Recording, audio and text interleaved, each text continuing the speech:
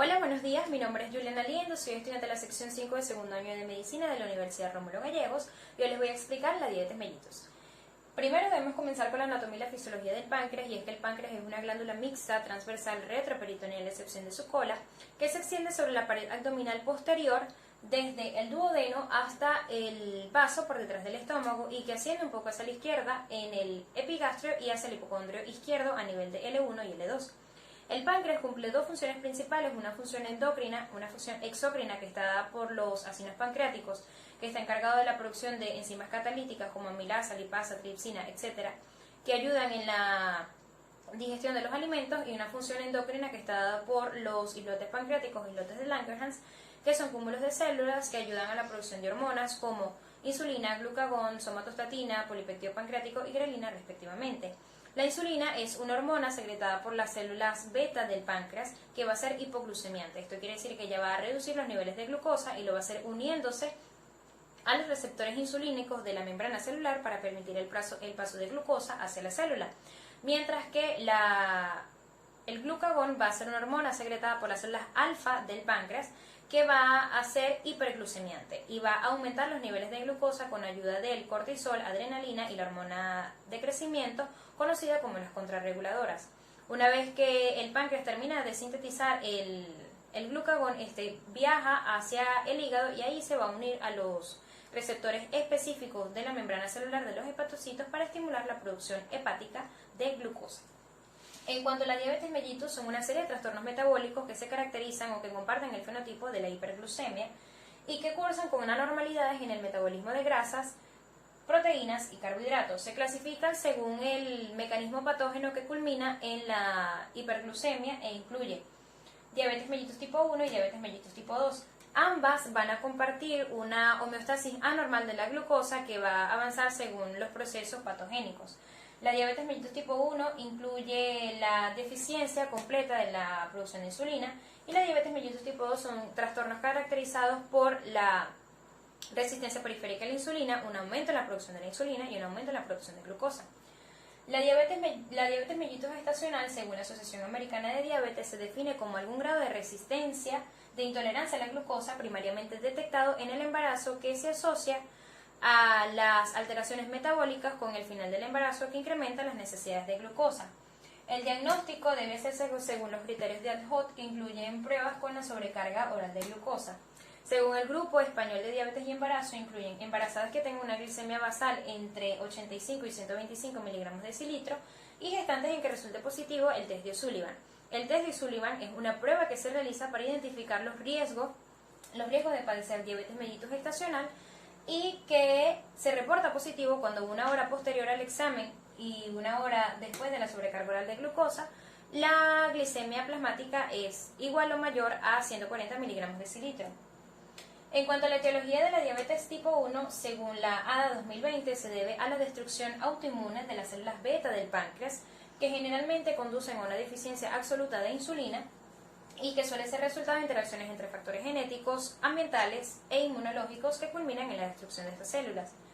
A pesar de que puede presentarse a cualquier edad, frecuentemente es antes de los 20 años. Los individuos que tienen predisposición genética nacen con una cantidad normal de células beta que va en declive con el paso de los años por destrucción autoinmunitaria y por factores ambientales que, a pesar de que no se han determinado con claridad, incluyen virus de Coxsackie, rubiola enterovirus y algunas proteínas de la leche de vaca. Actualmente se cree que la diabetes mellitus tipo 1 suele desencadenarse cuando hay un incremento súbito de las necesidades de glucosa, como es las infecciones o la pubertad. En cuanto a la fisiopatología de la diabetes tipo 1, incluye las células de los islotes pancreáticos que son infiltradas por los linfocitos en un proceso que se denomina insulitis, y una vez que hay destrucción de la célula pancreática, la inflamación cede y los islotes pancreáticos se vuelven atróficos. También se han asociado algunas anormalidades como anticuerpos contra las células de los islotes, linfocitos activados por los islotes, linfocitos que se desencadenan o que proliferan por las proteínas de los islotes, y liberación de citocinas en el seno de la insulitis. La destrucción de las células también puede darse por una vulnerabilidad de las mismas frente a los efectos citotóxicos de los linfocitos T y también de los linfocitos TCD8 y también de algunas citocinas como la interleucina, interferón gamma y el factor de necrosis tumoral.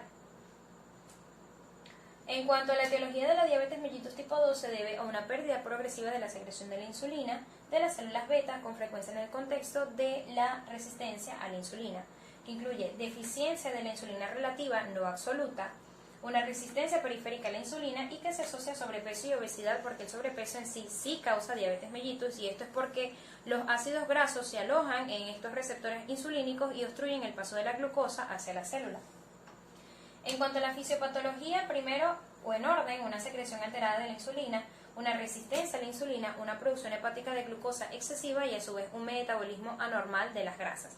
Al principio de este trastorno, la tolerancia a la glucosa puede verse normal porque el islote pancreático aumenta la producción de la insulina para contrarrestar esta resistencia. Sin embargo, con el aumento de la resistencia periférica y con el aumento de la hiperinsulinemia, el islote pancreático no es capaz de mantener este estado hiperinsulinémico, y es cuando se produce la prediabetes con una hiperglucemia en el ayuno. La hiperglucemia puede presentarse posterior a esto, y es cuando se desarrolla la diabetes manifiesta y viene acompañada de una falla de la célula beta posterior a esta hiperglucemia. Los síntomas de la diabetes mellitus tipo 1 incluyen orinar frecuentemente, sed inusual, hambre extrema y pérdida de peso. La diabetes mellitus tipo 1 incluye visión borrosa, heridas que tardan en sanar, hormigueo en manos y pies y debilidad. También deben mencionarse los síntomas de la hipoglicemia, porque están asociadas al uso de insulinas y secretagogos. Los síntomas autonómicos, adrenérgicos o neurogénicos suelen ser resultado por una estimulación del sistema autónomo, en el cual hay palpitaciones, temblores, hormigueo, hambre y náuseas. Los síntomas neuroglucopénicos se desarrollan por una escasez de la glucosa neuronal e incluyen agresividad, falta de concentración y posterior el coma. La guía práctica clínica de la Asociación Canadiense de la Diabetes define a la hipoglicemia con la tríada de Whipple: 1. Aparición de los síntomas autonómicos o neuroglucopénicos, una glicemia inferior a 72 con tratamiento de insulina o secretagogos y una mejoría posterior a la ingesta de hidratos de carbono. En cuanto a las complicaciones van a ser iguales para la diabetes tipo 1 y para la diabetes tipo 2, solo que el tiempo de aparición puede variar. Las complicaciones se clasifican en crónicas y agudas, y las agudas se denominan descompensación de la diabetes. Las complicaciones crónicas incluyen macrovasculares con enfermedades cardiovasculares, enfermedades cerebrovasculares y arteriopatías periféricas con isquemia en predominio en miembros inferiores. Las microvasculares incluyen retinopatía con ceguera y retinopatía diabética proliferativa o no proliferativa, nefropatías, neuropatías que suelen desencadenar el pie diabético, pues la persona no siente cuando se corta, y estas heridas suelen evolucionar a infecciones, gangrenas y posterior amputación no traumática o multifactorial. Pueden convertirse en factores fisiológicos contribuyentes a las complicaciones agudas, como cetoacidosis diabética y estado hiperosmolar. Ambas son complicaciones metabólicas, solo que la cetoacidosis diabética se asocia a la diabetes mellitus tipo 1, mientras que el estado hiperosmolar se asocia a la diabetes tipo 2. La cetoacidosis diabética se caracteriza por hiperglucemia, hipercetonemia y acidosis metabólica, mientras que el estado hiperosmolar incluye hiperglicemia, deshidratación, hiperosmolaridad y pérdida y alteración de la conciencia. Los síntomas de la acidosis diabética suelen ser digestivos, con una glicemia inferior a 600, un pH inferior a 7.3 y cetonas positivas. Mientras que el estado osmolar tiene síntomas neurológicos, un aumento de la glicemia superior a 600, un aumento del pH mayor a 7.3 y cetonas negativas. En cuanto a los criterios diagnósticos para la diabetes, según la Asociación Americana de Diabetes, incluye glucosa en ayunas mayor a 126 miligramos decilitros cuando no hay una ingesta calórica en las 8 horas previas al examen, una glucosa plasmática a las 2 horas mayor a 200 miligramos decilitro con la prueba de tolerancia a la glucosa oral, una hemoglobina glicosilada mayor a 6.5 y un paciente con síntomas clásicos de hiperglicemia o crisis hiperglucémica con una glucosa al azar mayor a 200 miligramos decilitros. Se debe confirmar excepto si hay síntomas de descompensación aguda con cetoacidosis diabética o estado hiperosmolar, que incluye las 4P, polidipsia, poliuria, polifagia y pérdida de peso. En cuanto a la prediabetes, es un término que se utiliza para definir a aquellos pacientes que tienen cifras elevadas de glicemia, pero que todavía no son diabetes, pero que son demasiado altas para no ser considerados. y se asocian con obesidad, dislipidemia, con un aumento de los triglicéridos y una disminución del colesterol HDL y antecedentes de hipertensión. El índice de masa corporal se utiliza para identificar la obesidad en sus diferentes grados. Cuando el perímetro de cintura en hombres es mayor a 94 centímetros y en mujeres es mayor a 90 centímetros. Esto según la Federación Internacional de Diabetes. Los criterios para evaluar a los pacientes asintomáticos con alto riesgo de desarrollar diabetes incluyen pacientes adultos con un índice de masa corporal mayor a los 25 kilos por metro cuadrado y mayor a 23 kilogramos por metro cuadrado, e incluye sedentarismo, un familiar que tenga antecedentes de diabetes, raza y etnia de alto riesgo, hipertensión mayor a 140-90 milímetros de mercurio, un HDL inferior a 35 miligramos de decilitro y triglicéridos mayores a 250 miligramos de decilitro.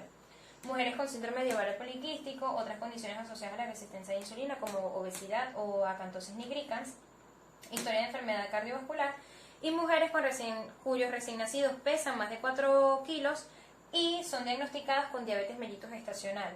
Las pruebas normales deben hacerse cada 3 años, sin embargo para la prediabetes debe hacerse anual. Los criterios diagnósticos para la prediabetes según la ADA 2020 incluyen glucosa en ayuno entre 100 y 125 miligramos de decilitro, una glucosa plasmática a las 2 horas entre 140 y 199 miligramos de decilitro durante una prueba oral de tolerancia a la glucosa, y hemoglobina glicosilada entre 5.7 y 6.4%. La ADA ofrece una herramienta que puede ser utilizada para los pacientes para identificar el riesgo que estos tienen de padecer diabetes tipo 2. La pueden ver a continuación. Son una serie de preguntas que tienen un puntaje del 0 al 3 y dependiendo del puntaje identifica o no si hay riesgo de diabetes mellitus. En cuanto al tratamiento, según la ADA, la clasificación se hace mediante su mecanismo de acción e incluye las insulinas con las más importantes, la intermedia con la NPH, las sensibilizadoras con la biguandinas con la metformina, las tiazolinidonas que incluyen la pioglitazona y la rosiglitazona, las retrasadoras que incluyen el inhibidor SLGT1 que incluye la epaglifosina y la canaglifosina, y el inhibidor de la glucosidasa ascarbosa. Las incretinas incluyen el inhibidor de PP4 que incluye sitagliptina y linagliptina, y los secretagogos que incluyen las meglitinidas que incluyen la replaglinida y la nateglinida. Ahora bien, este es un cuadro comparativo que pueden utilizar para ver pausando el video para que comparen la diabetes mellitus tipo 1 con la diabetes mellitus tipo 2. Posteriormente les dejo esta frase: nuestra mayor debilidad radica en renunciar. La forma más segura de tener éxito es intentarlo una vez más. Esto según Thomas Edison. Gracias.